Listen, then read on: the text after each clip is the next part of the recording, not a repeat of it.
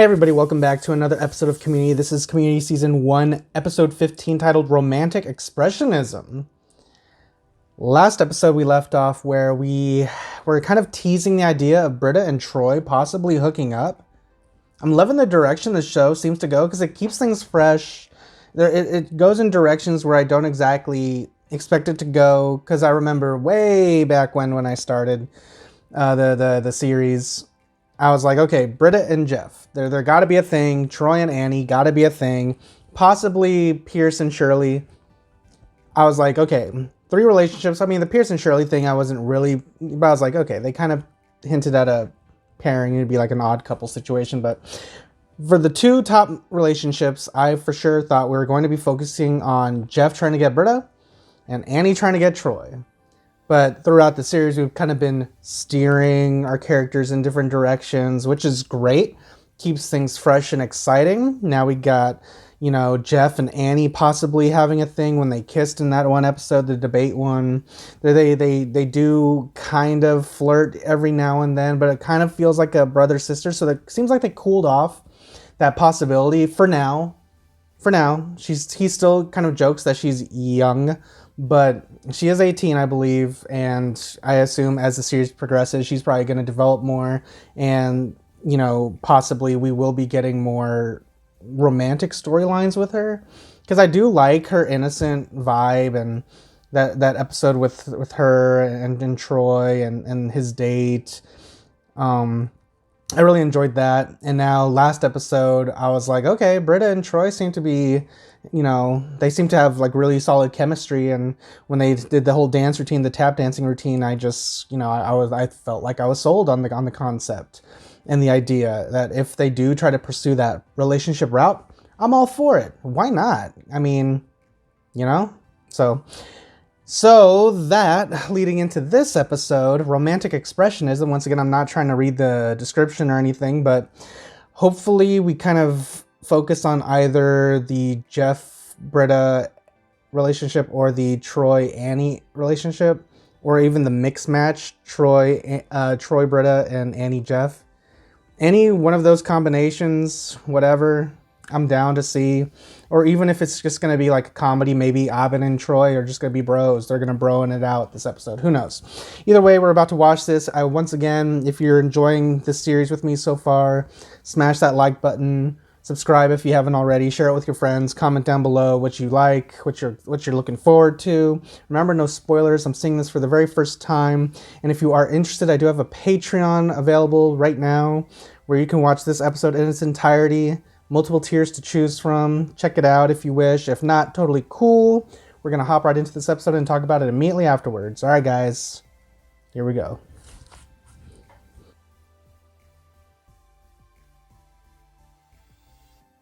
Missed you at lunch today. Did you slip out for a quickie with Professor Hot Stuff? Her name is Rochelle. Jealous. Gold star on your fly. Ugh. Oh. I didn't even notice. Why is Britta always looking down there, huh? Thirsty or what? Why is Annie talking to micro nipples? Because I think that God is in everything. You're complicated. Oh my God, Annie. You watch bad movies on purpose? Yeah, we make fun of them. Oh, like Red Letter Media. Usually when a movie's bad, I stop watching, but this sounds college-y. What time do you want to see? College. You don't want to watch a cyborg movie in Abed's dorm. You want to lay in your twin bed and think about what you used to be. Come on, I'm younger than the 3 of you put together. Wow, you and Vaughn. What about you? Well, what about you and Troy? Troy, the other day after Spanish, I thought he was trying to hold my hand, but he'd just mistaken me for Abed. Well, Annie, I would have to be a villain to tell you who to date, which I am not. Britta! And now Britta's gonna feel awkward because now Jeff's taken and her ex Vaughn is taken or about to be taken. Oh, I kind of feel bad for Britta now. Hey, how's it going? Do you hear? It's cute. You notice how she had to Get to the cute. compose herself? She asked for my blessing. And you gave it? Yeah. We're like her Greendale parents. You gotta say no. Who does Britta talk to? She needs to have a bathroom talk with Shirley or something. She's 18. Her taste in men is still being established. Creepier and creepier dudes will start thinking of her as an option, and it all starts with Vaughn. Hey guys. Hola. Hey, I hope you don't Senor mind us. Chang? We're Netflix friends. Oh, that's cool that you're hanging out. Drinking beers with your students. Yeah, clearly none of my other plans fell through. I was about to ask, what's with the tux? It is the year 2006 AD, and nuclear war has ravaged the planet. I must have missed that. Nice. Tweets. Want to buy some mega dope? Get you mega high. Will it get me through this movie? Hey! Shirley's in the house. Freeze! Police! Freeze police. Don't do that. They'll get cold. Is there anything that we can give you? 2 hours of my life back. Directed by Kim Yang. Asian. Can't direct, can't drive. Dude, I'm right here. When are we doing this again? Well, actually, tomorrow we were all gonna get together. No, but we were all gonna get together tomorrow. I want to. Nah. Tomorrow No, we were no, all no, gonna no. get together to watch Kick Puncher 2, codename Punch Kicker. Tomorrow, you better phone the runways, because I'm bringing my A game. He's got her in some kind of hippie collar. I can hear her. Damn, Annie actually was looking kind of good like that. What the hell? Crash course in manipulation. You don't actually tell the person what you want them to do. You help them realize they want to do it so it can't be traced back to you. That's pretty evil, man. Sociopathic even. Chemistry. Sexy. You know what else is sexy? Annie. I'm going to describe to you a complete stranger who happens to be in our study group. Annie? Kid. What are you saying, man? Something dirty or what? Exaggerate. Oh, man. Is she Jewish? It's too late. I heard she's hooking up with Vaughn. But only to make you jealous. What? She's helplessly in love with you. She's only with Vaughn to get your attention, and you have to give it to her now. Right, Jeff? Sure. Oh, yeah. You didn't hear it from us. I have the weirdest boner. Jesus Christ. What's about to happen? He's like, whoa. You don't even gotta do all that. Oh, I don't know where Abed is. I could try calling him if you want. Nah, I'm looking for you, girl. Let that sink in for a second. Troy, you're being weird. Sorry it took me so long. They made me find a shirt. Vaughn, you remember Troy? We went to high school together, and he's in my study group. Your study group is evil. And you don't deserve ice cream. I was about to say, don't waste it. Hey, Annie, what's up? Now, where were we? I like him. Why would you do that? Jeff and Britta told me how you feel. Oh did my what now? god. You did the right thing. They Wow, this episode's gonna be mean at Annie's expense. I don't know if I'm gonna like this. Unless Annie and Troy hook up or something. Or Annie and somebody. And these two are gonna grow together because they're pranking. Do you want kids? We'll see. Put on something nice and find me after lunch. See? That was pretty flirty. Things change. Change? Time to change the channel. This guy's gonna be begging for change if he keeps making movies this bad. Okay, obviously something strange is happening here. What do you mean?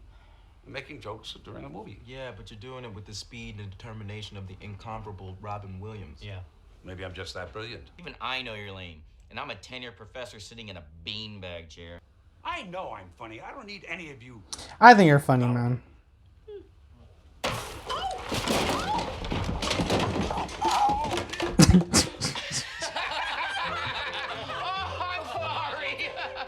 Annie, we're sorry. I guess we feel like we're sort of all a family, and Jeff and I are like your Greendale parents. What about respecting me as an adult? You want to be treated as an adult and a friend? Try not dating your friend's ex-boyfriend. Find your own man. I cared. I'm a girl. She's getting jealous. She's laying it out. They're mean to me, and I don't like it when they stop kissing me and start kissing my friends. You can't tell me that you weren't jealous that Vaughn had his hippie hands all over your debate/makeout partner. I took that kiss for the team. What? Yeah. That kiss wasn't for pleasure. It was strategic and joyless. What?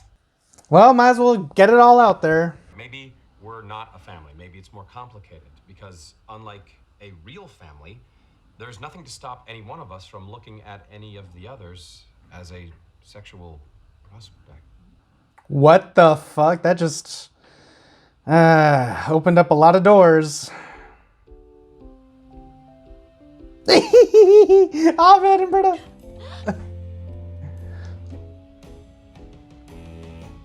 Yeah. I can't.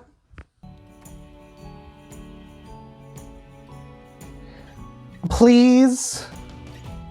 Why are we even talking about this? Because you started having sex with Britta's ex-boyfriend. What? We haven't even kissed. That doesn't mean you're not having sex. He likes me for who I am, and I like him. Here he comes. Did you guys hear that?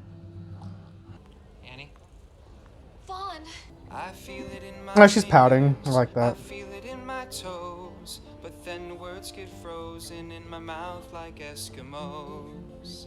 I like your nose, Annie.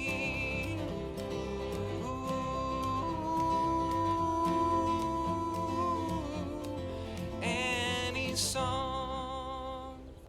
Vaughn wants to show me a cloud that looks like a pumpkin. If that's okay. Annie, it's more than okay. Please date Vaughn. Oh, you smart boys and berries. So just to be clear, I don't have a shot with any of you? That's what you're thinking about? Come on, bro. I mean, I would ask too. Why not? That's cute. I'm glad Annie got a win right now. Meet your match.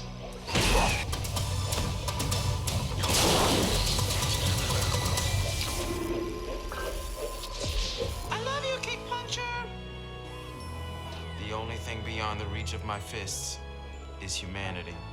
You sure Britta couldn't do your part? Yeah, I asked her. She wasn't available. Let's go film the sex scene. Oh my Jesus. Oh God. All right. That was season 1, episode 15 of Community, Romantic Expressionism. Incredible episode. I was laughing my ass off the entire time. Pierce, love that old man. He may be awkward or whatever, but he just says he says that shit at the most random times. It was a great moment we had with Annie and Vaughn and Britta at the end, where Britta gave Annie her blessing and Annie went and jumped into the arms of Vaughn, and that was a great moment, all swelling up with romanticism, and then all of a sudden it's undercut with Pierce asking, I don't have a shot with any of you guys, right? It's like, what the fuck? I loved it. Loved everything about this episode. If there's one thing I really enjoy about Community is that the characters, they feel like a family, like a cohesive family, and I'm glad that they address that in show by Jeff and Britta likening themselves to being the study group's parents. And correct me if I'm wrong, but Jeff and the professor, they're still dating, right? So what would have happened if she saw Jeff and Britta posing as parents? Because she already suspects that he has a thing for Britta. But she also is a stronger woman and she knows what she wants. Would she actually put up with this? Is she not watching Jeff, or does she not? Because she's a professor here. How does she not know what Jeff's doing? I mean, one could say, like, yeah, she's just doing her own business. She's just teaching and he's doing his own thing, that they trust each other. But it just seems weird and almost like you're playing with fire, kind of. Just because the whole, I don't know, if you're in a relationship with somebody and you have a female friend that you kind of joke and play around with, like you're like jokingly a couple, because it happened a few times in this episode where I'm just like, Jeff is technically in a relationship, but he's constantly teasing, and he's teasing a possible future relationship with Britta. Like, he's still harboring those feelings. Like, Britta asked him, do you want kids? And, you know, he once again undercut a serious moment with a joke. He's like, go find some... he told her to go get changed or something, and I'll see you after lunch. Like, obviously a joke, like, oh, you know, we'll, you know, make some babies if you want. But, yeah, it's just, I really enjoy how the writing is just, it feels very crisp, and, like, every joke seems to land. There's, like, no dead air or any, like, dead breaks in the plot or narrative. And I'm just liking how, I think my favorite scene is the scene where Jeff is just basically like knocking down all the walls, breaking down the walls, the doors have been knocked down. He's like, the possibilities are endless here, where everyone's kind of like looking at each other. Like, then we had Jeff and Annie kind of share that connection, like, maybe, possibly, and I'm like, please, but, you know, a lot of possibilities, and I think I want to just keep guessing. I just want to just enjoy the ride, and I don't know, I'm just, this episode just had me feeling, like, overwhelmed with, like, excitement. Like, I just feel kind of lost in that I don't know where the show's gonna go for the next 5 seasons, because it's only 6 seasons long, right? And I'm only 15 episodes in, and I'm already loving the characters. It already feels like we're going through a lot of plots and a lot of stories, so I'm super excited to see what happens next. And I just love how different this feels, because one could say The Office and Parks and Rec kind of have a similar feeling, because they both have that, you know, camera crew following around aspect to it. But The Office was more mean-spirited, while the Parks and Rec was a little more wacky. This Community feels more like Always Sunny, where you have your core group of best friends.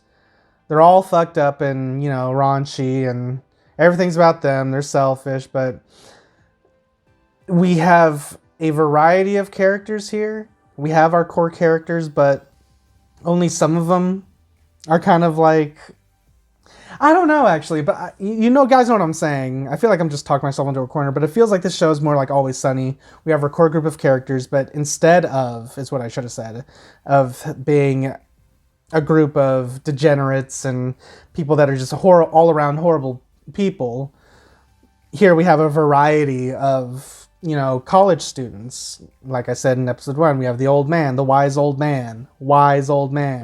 We got the mom.